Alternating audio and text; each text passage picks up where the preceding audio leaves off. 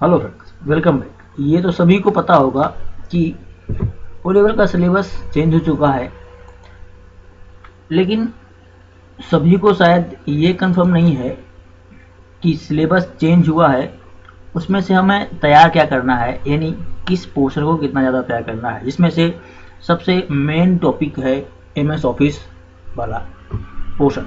यानी आपको अभी तक अगर ये क्लियर नहीं है कि एमएस ऑफिस तैयार करना है या उसकी जगह जो दूसरा ऑफिस है लिब्रे ऑफिस वो तैयार करना है, तो आप समझ लीजिए कि क्लियर है कि आपको एमएस ऑफिस की जगह अब तैयार करना है लिब्रे ऑफिस। बाकी सारा का सारा सिलेबस वही है लगभग, आईटी टूल्स और नेटवर्क बेसिस में।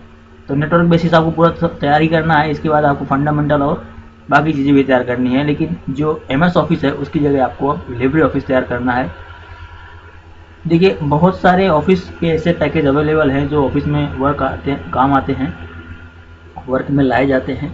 जैसे आपका एमएस ऑफिस हो गया, लिब्रे ऑफिस हो गया, डब्ल्यूपीएस ऑफिस हो गया, 360 ऑफिस हो गया, ऐसे और भी ऑफिस के टूल्स हैं जो यूज किए जाते हैं बहुत सारे ऑफिस में।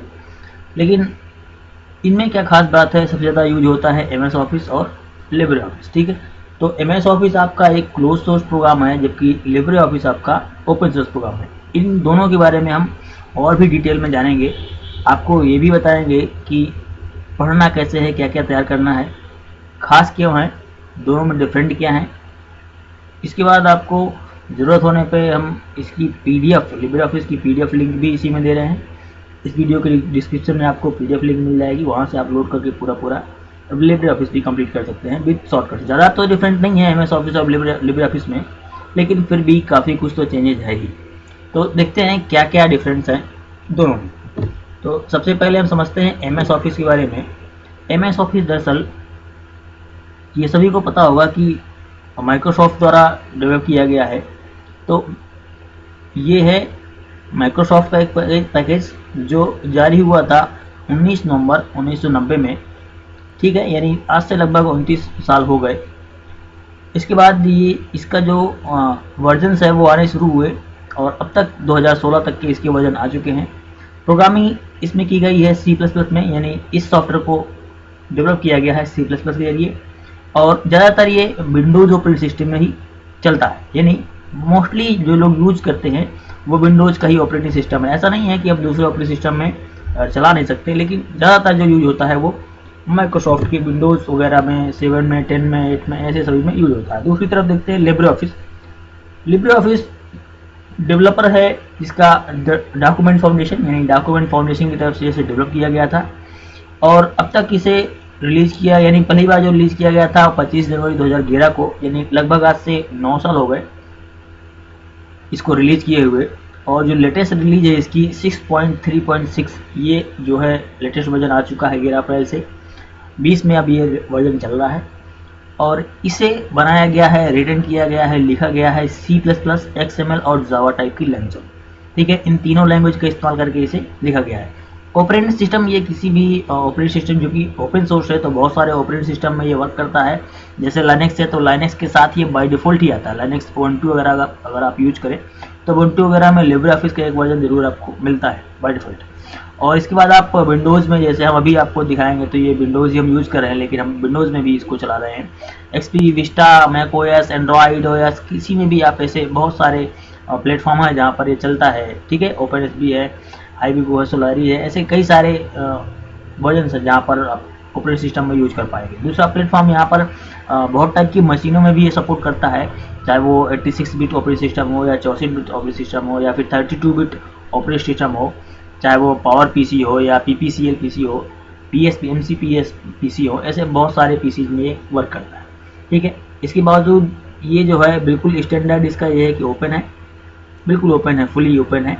आप ऑनलाइन इसको जाके फ्री डाउनलोड कर सकते हैं। ओपन सोर्स और क्लोज सोर्स थोड़ा सा डिफरेंट ये है कि इसका जो भी कोड सोर्स लिखा गया है, यानी जो लिखा गया है C++ या XML या जावा में लिखा गया है इसका कोड, तो वो कोड बिल्कुल ओपन है।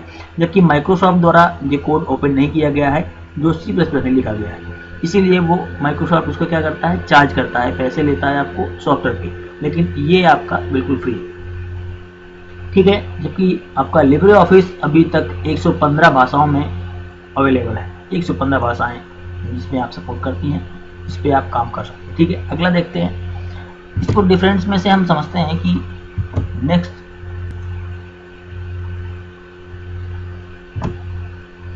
पास जो टूल्स हैं और लिब्रे ऑफिस में क्या क्या मिलने वाला है। तो लिब्रे ऑफिस शेप मोड अगर ओपन करते हैं आप, तो ये सारे के सारे आपको टूल्स यहाँ पर मिलते हैं। जैसे पहला है Libre office basis, Libre office Calc, Libre office draw, Libre office impress, Libre office math और लिब्रे ऑफिस राइटर। वहीं दूसरी तरफ हम देखें तो MS ऑफिस में आपको और डिफरेंट टाइप के टूल्स अवेलेबल हैं पूरे पैकेज में।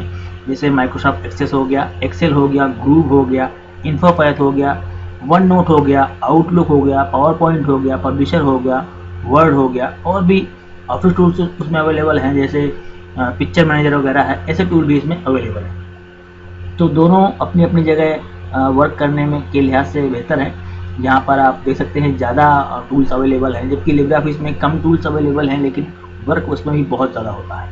ठीक है, आगे हम देखते हैं इसके दो पहलू कि हमें जो सीखना है वो क्या पोर्शन है, यानी हमें जो ध्यान देना है, चाहे हम CCC कर रहे हों या फिर हम O लेवल कर रहे हों। मेन चीज़ ये है कि अगर हम O लेवल का पहला पेपर कर रहे हैं तो वो इक्विवेलेंट टू CCC है, यानी O लेवल का जो पहला पेपर है M1R5, अगर आप वो पास कर लेते हैं तो लगभग आप ये समझिए कि CCC पास कर सकते हैं, या फिर जो CCC का पूरा सिलेबस है वही M1R5 का पहला सिलेबस है। तो MS ऑफिस और लिब्रे ऑफिस दोनों में क्या क्या हमें सीखना है, यानी MS ऑफिस को हम छोड़ दें तो लिब्रे ऑफिस में वही तीन चीज़ें या वही चीज़ें क्या हैं जो हमें यहाँ पर सीखनी है। तो समझते हैं। पहला है जो MS वर्ड, हम MS वर्ड बहुत ज़्यादा यूज करते हैं MS ऑफिस में। इसी तरह से हमें लिब्रे ऑफिस में क्या यूज करना है, लिब्रे ऑफिस में हमें यूज करना है राइटर। ठीक है, यानी MS वर्ड को लिब्रे ऑफिस में एज ए राइटर यानी राइटर के नाम से जाना जाता है। दोनों का फाइल एक्सटेंशन नेम अलग अलग है। MS वर्ड का फाइल एक्सटेंशन नेम है .doc और राइटर का फाइल एक्सटेंशन नेम है .odt।